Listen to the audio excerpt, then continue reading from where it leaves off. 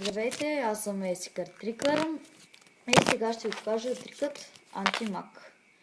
Така, подготвил съм две купчинки от по 7 карти. Едната е с черния, другата с червени карти. И сега ще ги разбъркам.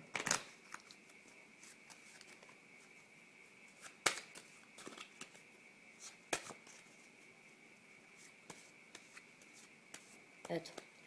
Сега зрителят трябва да се изтегля една карта. Аз нямам, затова ще играм неговата роля. Не знам дали се вижда. И така, сега къде трябва да го кажете къде се избере да се постави. Да кажем ето тук.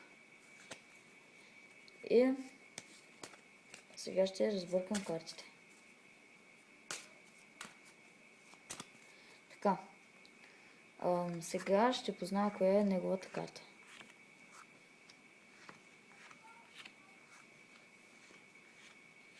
Стига мястото. Така. Със сигурност картата не е червена.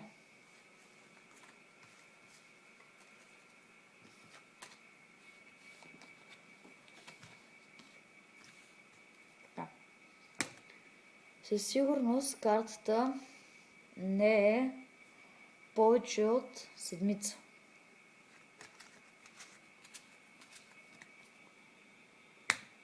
И със сигурност картата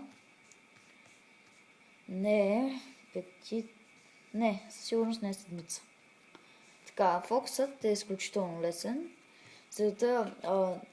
Значи първо зрителят трябва да се намисли едно число от 10 до 20 примерно.